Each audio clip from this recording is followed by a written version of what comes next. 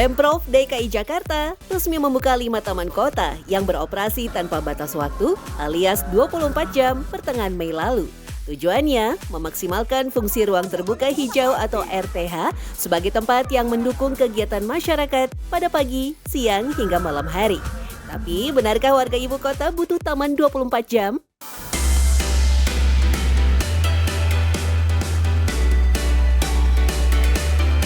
Taman yang mulai buka 24 jam adalah Taman Lapangan Banteng dan Taman Menteng di Jakarta Pusat, serta Taman Langsat, Taman Ayodhya, dan Taman Literasi Marta Tiahahu di Jakarta Selatan. Tapi sejumlah warga mengkhawatirkan soal keamanan di taman pada malam hari. Itu kayak kurang aman sih Kak, takut tiba-tiba ada penjahat yang kita nggak tahu kan dia bakal berbuat apa gitu sih Kak. Cuman mungkin kalau misalkan peraturannya masih mau tetap dilakuin gitu ya untuk buka 24 jam, mungkin ditingkatkan aja dari keamanannya sih. Sebelum dibuka, taman-taman di Jakarta hanya beroperasi hingga pukul 6 sore dan paling lama hanya sampai pukul 10 malam. Semakin lama taman dibuka, semakin banyak aktivitas yang bisa dilakukan, mulai dari jogging, bermain bersama anak, bahkan sekedar duduk santai dengan teman. Namun, perubahan jam operasional tentu saja membutuhkan perhatian ekstra, mulai dari kebersihan, fasilitas, hingga tingkat keamanannya. Kita kan baru 5 taman yang kita fokus, ya ini Banteng, kemudian di Eko Park Tebet, kemudian di Langsat, di itu akan kita siapkan, karena itu 3 taman kita jadiin satu. Nah itu area yang paling besar itu, nanti buat jogging track segala macam. Ya artinya kita mulai lah persiapan itu. Untuk segi keamanannya gimana Pak? Oh tentu itu prioritas, makanya tadi saya bilang kita harus jaga keamanan bersama-sama. Walaupun di sini kita ada Satpol PP, ada polisi, ada segala, tapi kan kita harus jaga. Di sisi lain, antusiasme warga terlihat jelas dari ramainya aktivitas yang digelar di taman. Di tengah gaya hidup masyarakat ibu kota, dengan padatnya jam kerja, keberadaan taman yang buka 24 jam sebagai ruang relaksasi menjadi sebuah kebutuhan. Kebijakan ini juga memberikan kesempatan beraktivitas pada malam hari bagi banyak orang. Di setiap sudut taman ini berbagai macam aktivitas, tapi ada satu aktivitas yang menarik perhatian saya, kita lihat, itu mungkin seru banget. Gerakan dance yang memanfaatkan light stick atau lampu warna-warni memang sangat cantik terlihat di malam hari. Perpaduan musik, tarian, dan lighting membuatnya lebih hidup, ditambah lagi suasana malam yang mendukung. Nah, taman 24 jam ini ternyata bukan hanya untuk jogging, lari-larian, atau duduk-duduk santai saja, tapi ternyata juga dimanfaatkan untuk membuat festival yang bisa menarik banyak pengunjung untuk datang ke sini. Dan hari ini itu kebetulan ada festival musik, dan mungkin minggu-minggu depan akan banyak event-event lainnya. Dan saya pengen coba untuk masuk ke dalam melihat gimana antusias banyak pengunjung untuk nonton festival ini. Panggung musik dan festival kuliner memang menjadi ide cemerlang untuk menarik antusiasme warga ibu kota, terutama Gen Z yang cenderung menyukai acara hiburan penuh keriaan.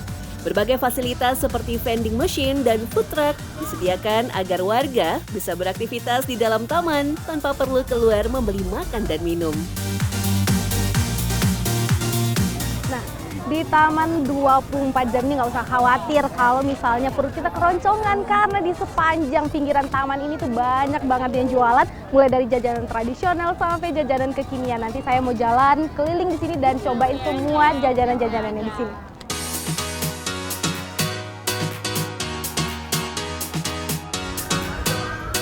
Tak memandang usia, mulai dari anak-anak, remaja hingga orang tua, semuanya tampak asyik menikmati fasilitas yang disediakan. Taman Lapangan Banteng yang sekarang cantik dan asri merupakan situs bersejarah yang sudah ada sejak masa penjajahan Belanda di Indonesia.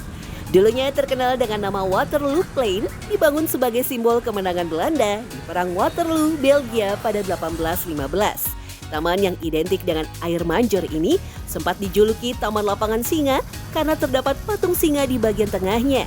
Namun kini sudah berganti menjadi monumen pembebasan Irian Barat. Barulah pada masa Presiden Soekarno berganti nama menjadi Taman Lapangan Banteng.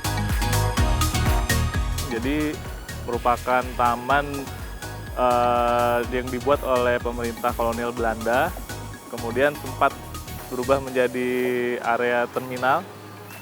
Kemudian pada tahun 2016 di Taman Lapangan Banteng ini ada revitalisasi yang mana merubah konsep dari lapangan banteng menjadi lebih menarik lagi.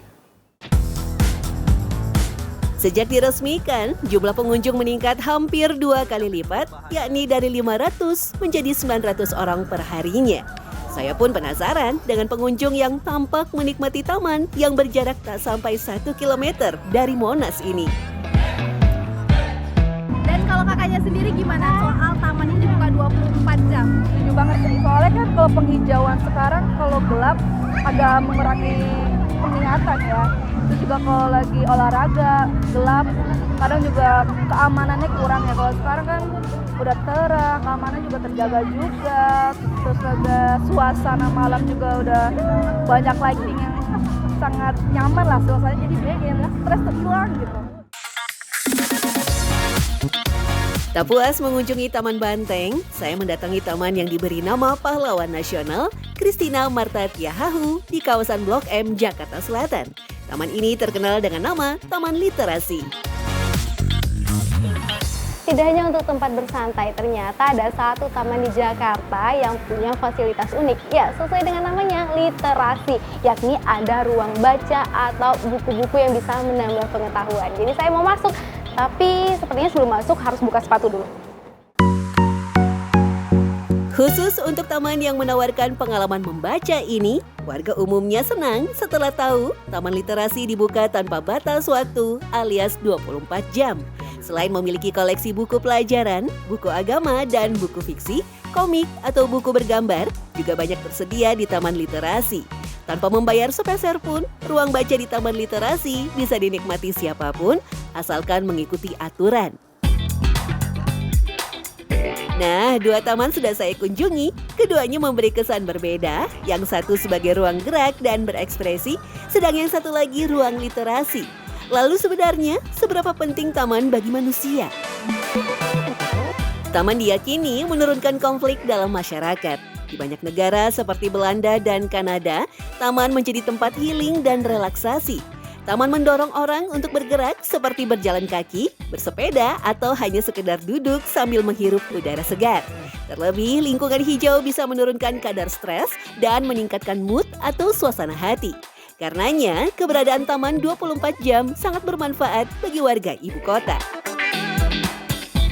Karena dalam suasana malam yang tenang, udara yang nyaman, itu membantu banyak orang yang tadinya udah stres. Apalagi kalau bicara Jakarta, macet dan sebagainya, dengan adanya taman di mana orang bisa tenang di sana untuk sekedar ngobrol atau malah berolahraga atau sesuatu yang kemudian tidak mungkin dia lakukan di siang hari karena ada aktivitas bekerja, sekolah dan sebagainya, maka malam hari itu menjadi satu tempat yang juga